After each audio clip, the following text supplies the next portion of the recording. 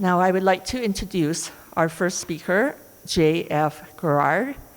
J.F. Garrard is an award-winning speculative fiction writer, editor, publisher, and host of the Artsy Raven podcast about writing and publishing. She is the president of Dark Helix Press, the Canadian Authors Association's Toronto branch president and deputy editor for Rice Paper magazine.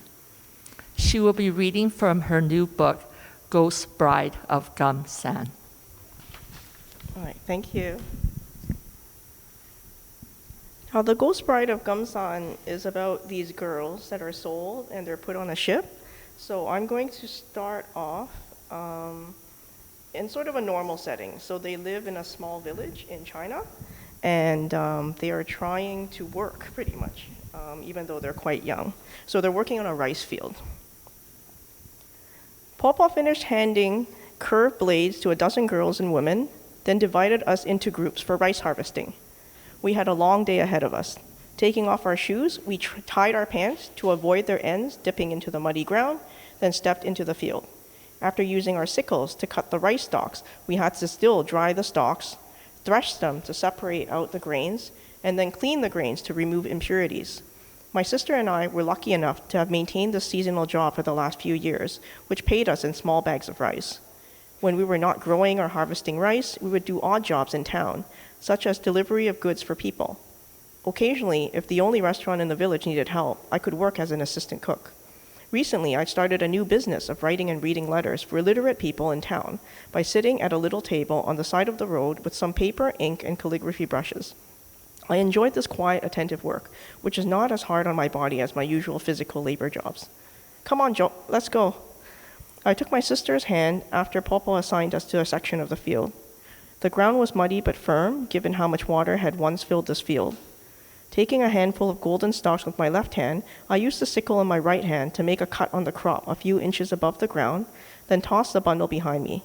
After the formation of an enormous pile, we would take the cut crop to the far side of the field to dry on mats. Grab, cut, toss, grab, cut, toss. Last night, I had endured a long night of worrying, wondering if I could do this work with my internal injuries. Even if I was hurt, we still had to eat. I took a deep breath, grimaced at the pain in my chest, then fell into a routine of freeing rice stalks, letting troublesome thoughts fall away.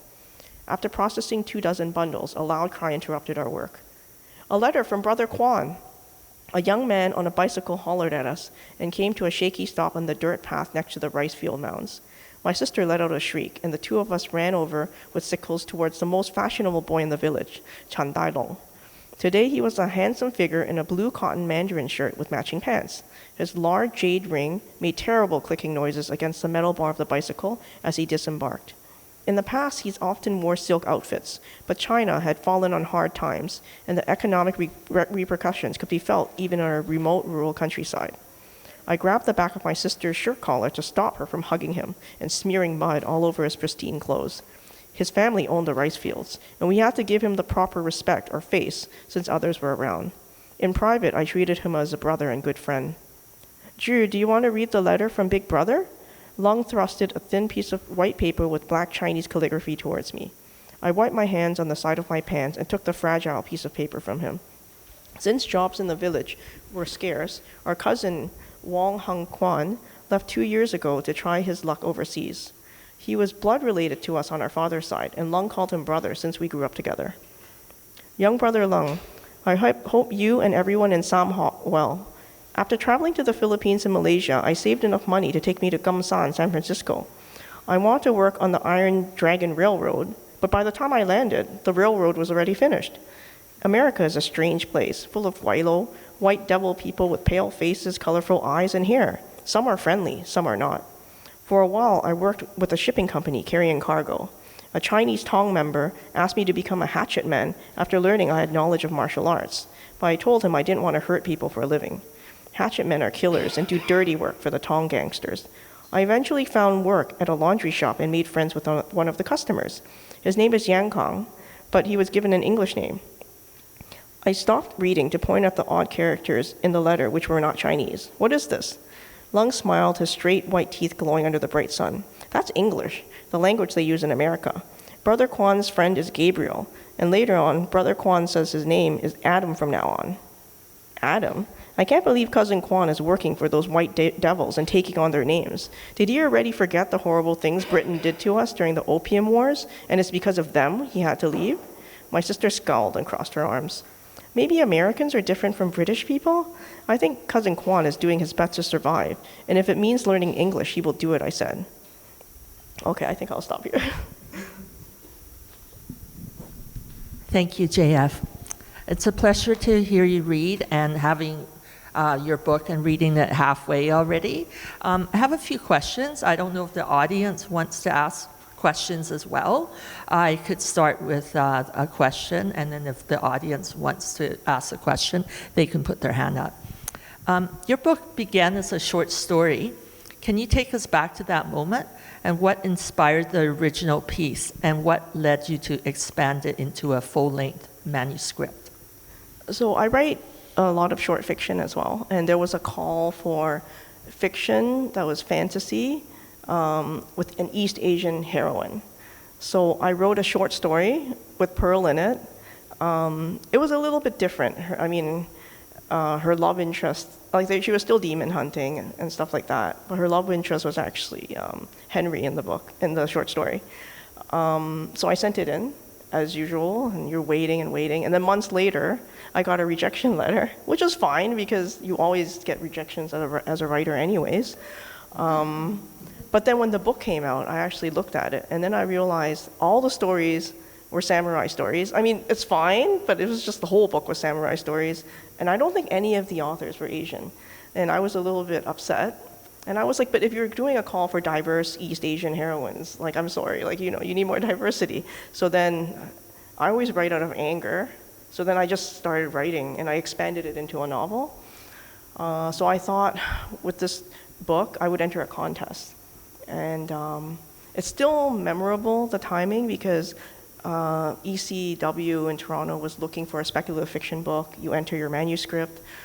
And I entered it a week earlier than the deadline, because I was thinking things always happen, right?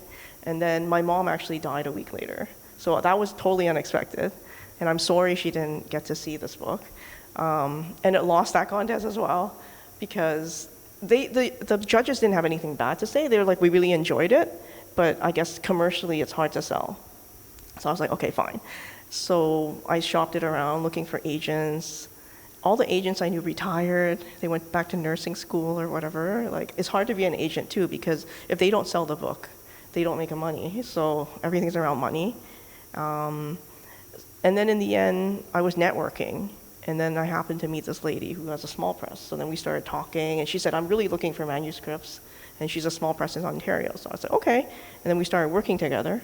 And she's like, I like it, so let's do this. And then after we signed the contract, it took a long time. Suddenly one day it's like, okay, we need the book edited now. So, and then you're like, okay. And then you just work on it. And it's really fast, the publishing part. So that's how it happened. Thank you. Does anyone have a question for JF? Congratulations on the book. Oh, thank you.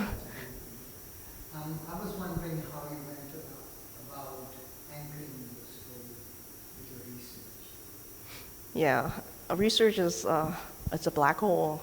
You can spend months looking at research. But I think at the end of the day, you have to find a story with a character that will move the reader through the story. And I'm a very visual person. I started off painting, I think, and then then I was just like, oh, maybe I should create a world. So in a way, to me, if I can see it, then it can happen. But writing is the craft of being clear with your words so the readers can follow. But you have to, at the same time, understand where the road is going, because you're leading someone on a journey. So it was hard. I mean, I'm a terrible writer in a way. I rewrite a lot because of the editing, right? And then, on the second book, I'm working on the second book, but I keep rewriting the same 5 chapters because you're writing, and you're like, oh, maybe this would be nice. And you go back and you edit. And on my podcast, I actually interviewed a book coach, and she was like, no, just write it to the end, then go back and edit. So I'm trying to listen to her advice, but it's hard to shut off the editing part. So, but yeah. Okay, I will ask this question. Many people imagine writing as an isolated act, but life rarely gives us silence.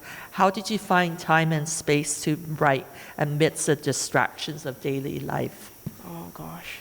I listen to a lot of music when I write, so I like orchestral video game music. I don't know why. I think because it's very dramatic, so as I'm listening to it, it helps me open a portal and ideas, and I keep writing. But if it has words, I find if it's Chinese, I'm okay, but if it's English, it's too distracting. So when I write, I listen to music, and it sort of takes me away to do the writing. But it's really hard. I mean, I think I'm a mother as well, and I think every time I try to sit down and write, he comes and he wants snacks, my son, and you're just like, leave me alone, please. But one day he'll leave me alone. But for now, it's hard to concentrate. But I try. Like, I interviewed another author that he would write in his car while dropping off his kids at daycare, but I don't have that. He can just do it in 10-minute spurts, so it's different for everybody. It's really, but if there's a will, there's a way. It's just sitting down and finding the time. Like, you have to make it a priority. So. That's really interesting because what I do to write my glosas at night is I have the 80s music on volume 5, which is low enough that it's not distracting, but a little background music for me to write my glosas. And I can usually write one in about 1.5 to 2 hours. So I make that my writing practice, turn on the 80s music, level 5, and sit at my table. And English 80s music? Yeah, English. Yeah. So thank you for answering that question. Does anyone else have a question from the audience they would like to ask JF? I have one more. The location of your book, do you have to visit them especially, or do you just imagine those? Oh no, it's at San Francisco. I mean, when I was writing it, I was interested in a time period where there was a lot of chaos and conflict. I think from those periods, something new can emerge. And that period was very interesting to me, with all these immigrants coming and trying to figure out, what kind of world they were building. But of course, I had the choice of Vancouver or San Francisco, but I chose San Francisco. At the time, there weren't so many museums here and whatnot, but I thought for research, it was easier. Like, Americans have better, I guess, documentaries and of what happened during that time period. And also, my cousins are in San Francisco, so I've been to these museums, and I knew a lot of history from there. So it's just easier to write in a way. So that's why I chose that location. But it is real, when you look up that time period, you could sort of see what it's like.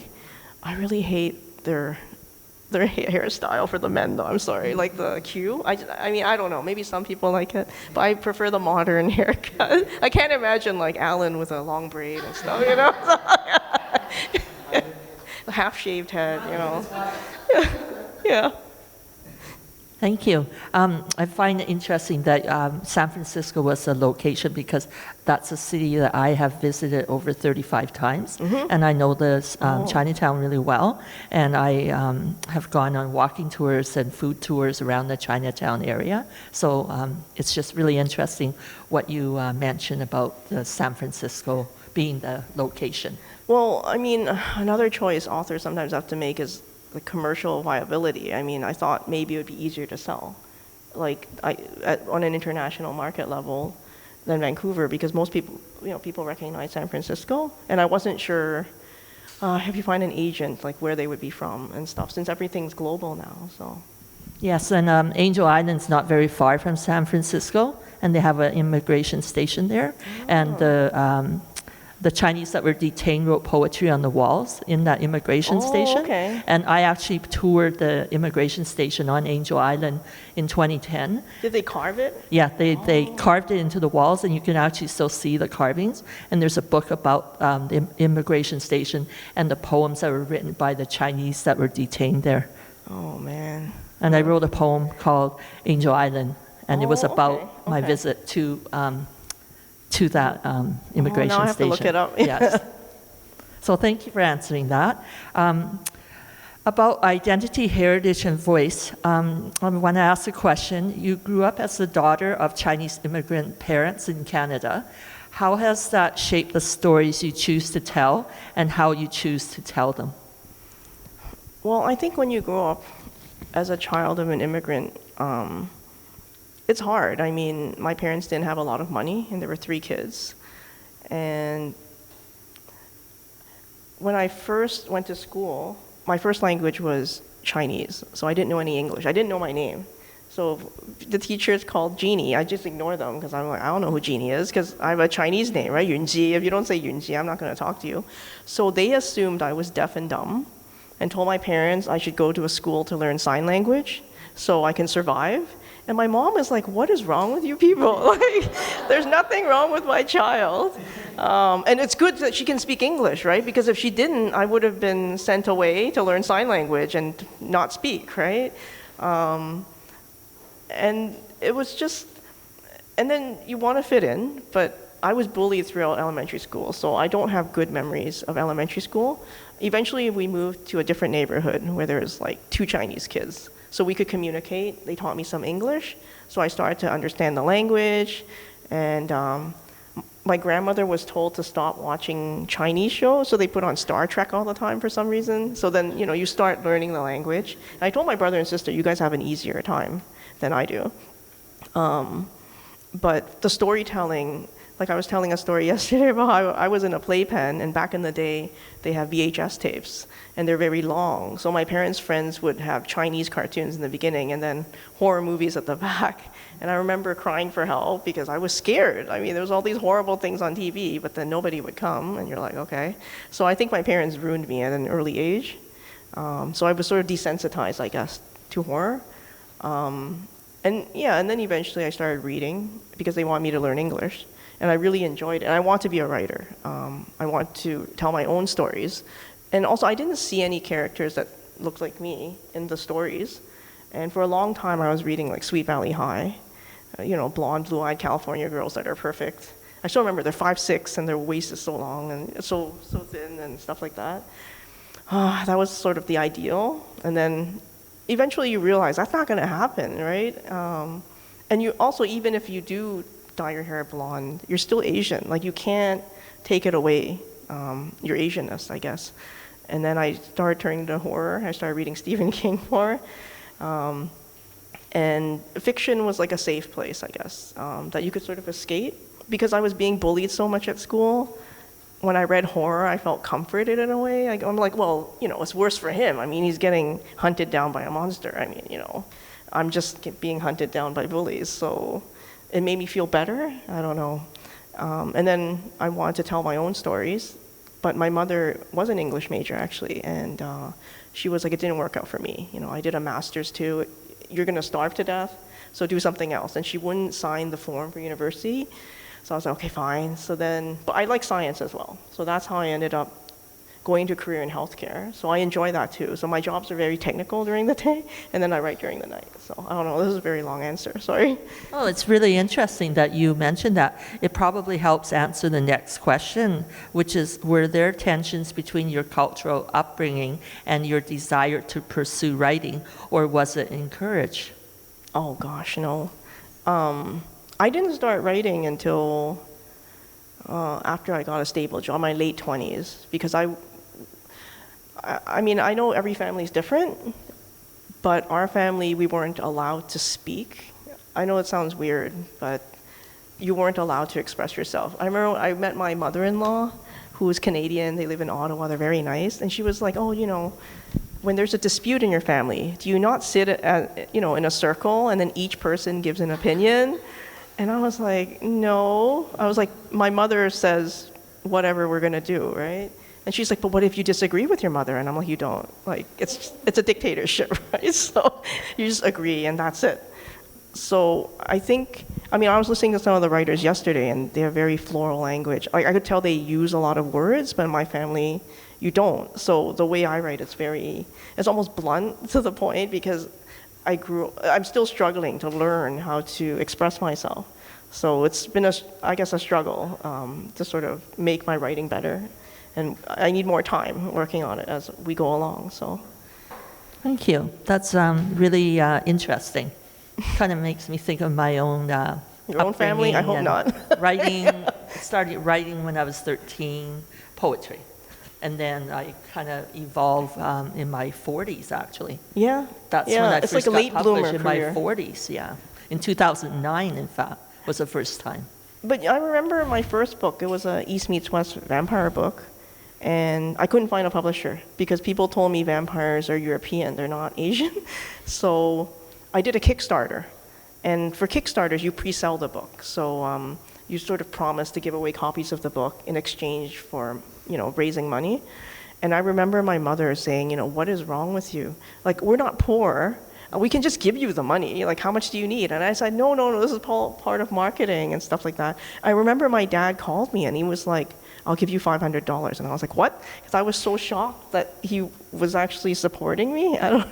So I was like, okay, whatever, sure. And then when the book came out, my mom worked as a teacher's assistant at the Catholic school board. She actually took me to the classroom and said, okay, I want you to do a talk and a PowerPoint and talk to the students. And I was like, oh, okay.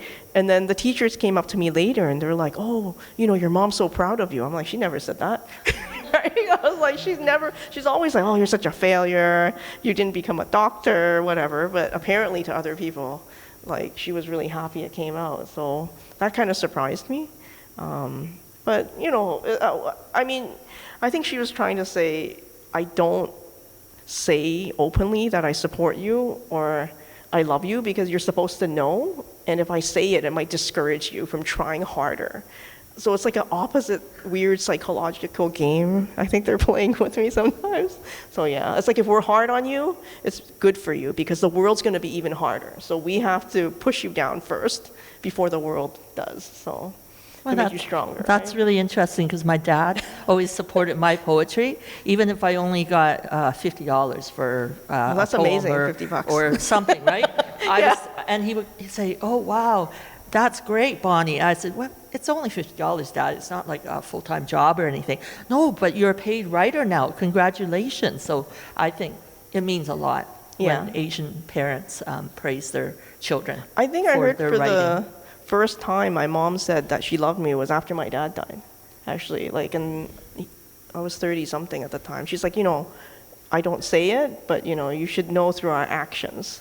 So I was like, oh, yeah, okay.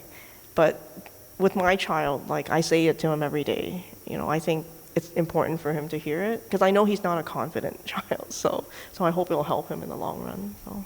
Well, thank you. And I have this one question, if no one else in the audience wants to ask another question. We have a question. Sure. Who are your writing inspirations? You mentioned yesterday spec as well, like fantasy, a bit of historical fiction in your books. So who, what books and what authors have inspired you in your writing? Oh, gosh.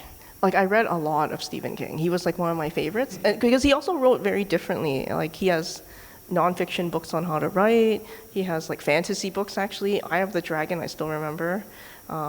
His fantasy book, his Dark Tower series. He was just such a versatile writer. And he wrote for a living. And I remember, I think he's very inspirational, especially his memoir, if you've ever read it, on writing.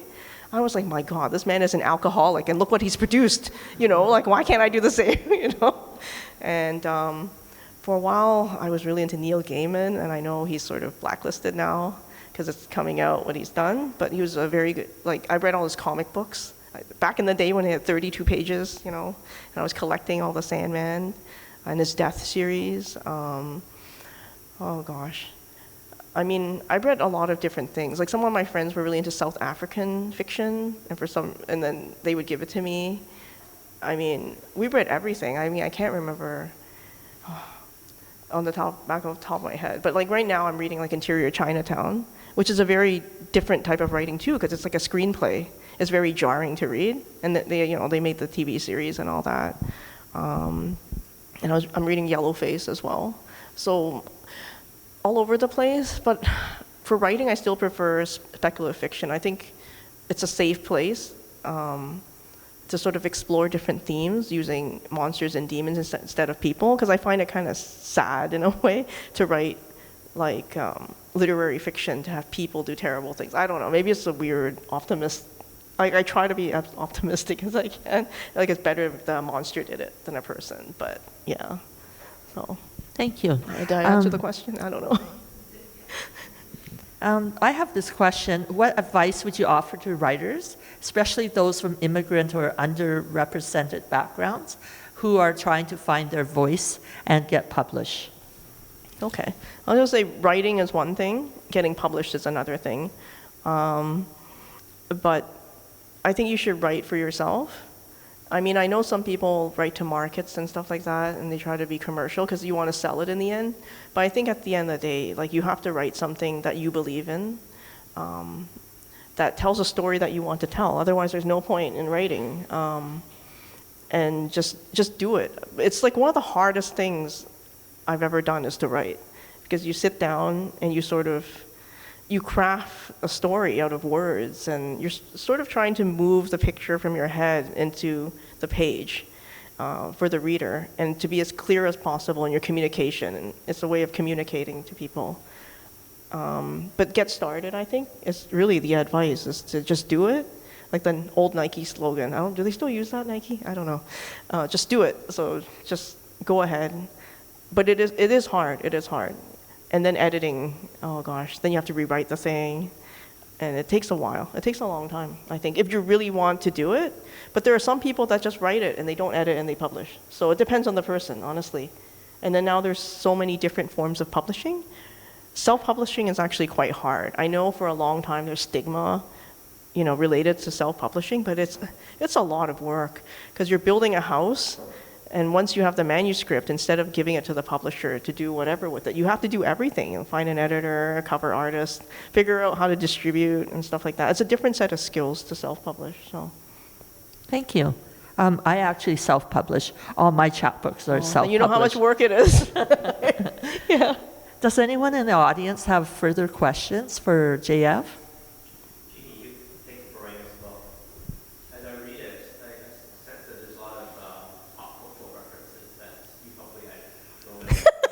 Young Hong, yeah. Hong Kong drama, Yeah. the sword play, martial arts, all of that is kind of seeped in seeped out. Can you talk a little bit about what you saw and watched and loved growing up? I mean, Influenced your writing? growing up, I think I grew up in the golden age of like Hong Kong cinema and TV series. Like right now, it's totally different. Like back in the day, that was really the golden age. There was money, there was like a lot of good actors. Although someone was arguing with me about how Leon Lai was not a good actor, but anyhow, I thought he was okay. Because he's one of the four heavenly kings, right? Because at the Chinese museum, there's like a whole display on Cantopop. So like that was the era, right, with the Roman Thames and stuff. But a lot of the wuxia like really influenced me. I don't know, it's so beautiful to watch like Legend of the Condor Heroes and see them do their sword play. It's totally different now, because now they use a lot of CGI. Like back then they actually had to put effort into like moving their muscles, and now they could flick and then things would blow up. So it's very different. But I think, but that is all done in Asia. That's not done here, right? So growing up when I'm watching it, you sort of realize, okay, wait a minute, that's not Canadian television. That is Hong Kong television. It's a totally different thing. And there, the Asian people seem strong, and it's like a community. I don't know, it's very different. But the fantasy aspect was very new, because like I'm reading in English. I don't see any of this stuff. Like I don't see Asian heroes doing kung fu or whatever. I think in many of the books, I don't think there were any Asian people actually, like in the storylines. So I think that's part of why I like to have a book with a female heroine, especially because very few stories are written with female heroines that are strong. And even in the kung fu and the wuxia stuff, very few are female, like as the main character, right? They're usually the side characters. So I think that sort of influenced me. And then as I was thinking up names, I was trying to think of names that were easy to say. Yeah, there's like pop star names in there, and there's like stuff from Legend of the Condor Heroes in it as well. And I tried to simplify the whole like chi system, because sometimes I think it's too complicated. So I was trying to explain it as best as I could, because I took a writing course at Ryerson, which is now TMU, Toronto Metropolitan University, with a very literary professor. And the novel I was working on the sequel to the vampire one. And I'm trying to explain chi energy to her. And she was like, I understand, I understand. And I was like, it's like the Force in Star Wars, right? Like, you know, seriously, like, you know, you have this energy that you're moving around and it does stuff. And she just couldn't understand. She'd never seen Star Wars. And she didn't, yeah, I know. She'd never seen Star Wars. So she didn't, it was really hard. So I said, let's just focus on other things, like the character's gay and stuff like that. And, you know, but it was sort of, it disconcerted me a little bit because she was sort of negative then from now on because she didn't understand this one part of the story. So that made me realize, okay, I have to be really clear about explaining the system to people that don't understand. So I try to write clear in layman's terms, I guess. All right.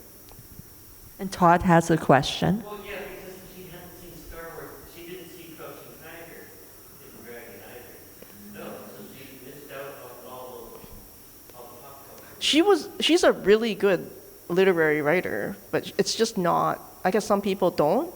Like my husband doesn't read my books because he's afraid of horror and demons and stuff like that. So he's like a hardcore sci-fi and nonfiction person, right? But he says he does other stuff like accounting. So I was like, okay, and taxes, you know, all the other things that I don't want to do. So it's all right. Yeah. I didn't grow up with Canada pop or Mego pop, but I did go see a lot of the movies in the late 70s after doing Bruce Lee, and also those Chinese ghost story movies. Oh yeah, the Chinese ghost story. I'm really interested in reading a book as well. Yes, yeah, there were elements of a lot of different things. I think when you start writing, you don't realize how many things influence you as you're forming the picture. And then later you're like, oh, okay, that's why. Like, I mean, a lot of my books are a cross between Roman Catholic and Buddhism because that's the household I grew up in. My mother was Roman Catholic and my dad was Buddhist, and then I had an uncle who was Taoist. So I grew up with all these different stories. And it's like that's my background. So that works its way into the book, I guess subconsciously and unconsciously, right? So. Thank you. Does anyone else have questions? Sorry, where would you like to situate your work? Is it fiction / fantasy? Or is there another Well, slot? I think I like to use the word speculative fiction. Like this one is more fantasy horror. There's elements of both in it. I don't have any science fiction in this one because it's too modern science fiction. In my other book, The Undead Sorceress, that one is true speculative. That has science fiction in it as well. Because I love all the genres. So I think it's really great people can mix it. Because when you tell the story, I think a lot of it is to do with world building. If you can make the world believable to people, then you can do anything, really. Like you're making up stuff. But at the same time, you have to have a kernel of truth in it. Otherwise, people can't connect. Like they need to connect with the character and to the world. So you have to have bits of reality as well. So that's where the research comes in, and it ties people down to it. Thank you. And we had a question at the back as well. I was wondering, like, how you incorporate AI in your creative process and maybe how it's, like, hindered and enabled it. And then second question was, you mentioned, like, the precursor to Ghost Rider was a short story, and you started with, like, a painting. Can you kind of comment on that? Okay. Your first question was about AI? Yeah. Okay. How you incorporate that in your creative process. I don't use much AI. I mean, to be honest, AI, I find it terrible for writing, but as a brainstorming partner, it's really good. So if you have a question about, you know, how much was the cost of bread in like 1869, it'll find something, but you always have to check the reference because it might not be right. So, but at least it'll give you a source, then you can double check. And like, you know, if you're looking for random things, like what's a good clan name, you know, for a martial arts school, it'll come up with like 10 suggestions and you can pick and choose. So, you know, in the middle of the night, I think when you're tired and no one wants to talk to you, you can talk to the computer and just have a conversation because there's someone willing to like, you know, bounce ideas off of. But you have to be careful too because it sort of remembers what you said and then it'll modify it. So it's good for stuff like outlining, like if you want a skeleton, but I use it sort of like loosely for that sort of thing, but for the actual writing, I still, do it myself, because when you ask it to write something, it's never going to be your voice. It's going to be someone else. Like, it's copying a writing style from somewhere. Like, you could tell it who to copy, but it's not going to be you. So I use it to generate ideas, I think, more than anything else. And yeah, for a painting, like, I'm a very visual person, so I usually have character sheets, so I see the people. So Gabriel was based on Zhao Zhan. I don't know if you guys are familiar with mainland Chinese stars. He was very handsome. I think he was called the most handsome man in China at one point.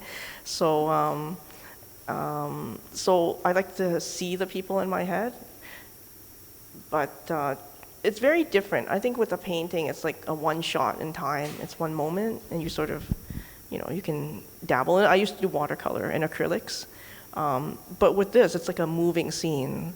So you're doing many paintings together, I guess. So that's how I imagine it. And I hope that when people read it, they see the same thing I'm seeing, although, they might not see Zhao Zhan. They might see, like, I don't know, some other hot guy, so whatever. It's okay. Or like the octopus, right? The scenes with the octopus and tentacles, yeah. Yeah, very vivid, your book, very vivid. Thank you. Yeah, very detailed and full of images. I did the prologue with a writing group, and one lady said I scared her. So I was like, that's good, isn't it? Like, that you're scared, right? So. Thank you. Does anyone else? Yes? How long did it take you to write those writings?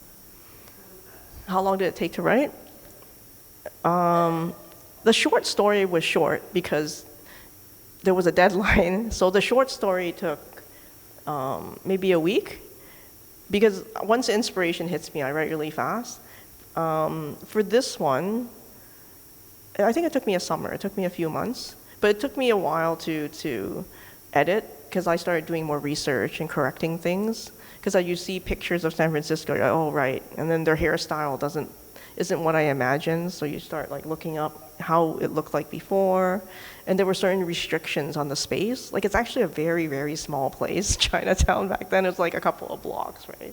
So you're trying to get people to imagine what this place actually is like. I think in the next book, because I'm describing houses and stuff, maybe they have more space. We'll just pretend they have more space than what they actually have in reality, because it's a very small place in Chinatown. And part of what was interesting to me too was there were it was a lot of guys there. Like, you're talking about ratio of like 10,000 to like, I don't know, 20, 30 women, right? Like, it's a different world, almost, like, because it's all men, because women weren't allowed to come over, right? So there was so much discouragement from the Asian population from immigrating. They did everything they could, like even fishing nets, because for a while they were using Chinese fishing nets. Oh, and then they put a law, okay, we're not going to let you do that because you're doing better than our fishermen. And like, you have to pay extra head tax, you have to do this, you have to do that. And I was like, oh gosh, there's so much restrictions.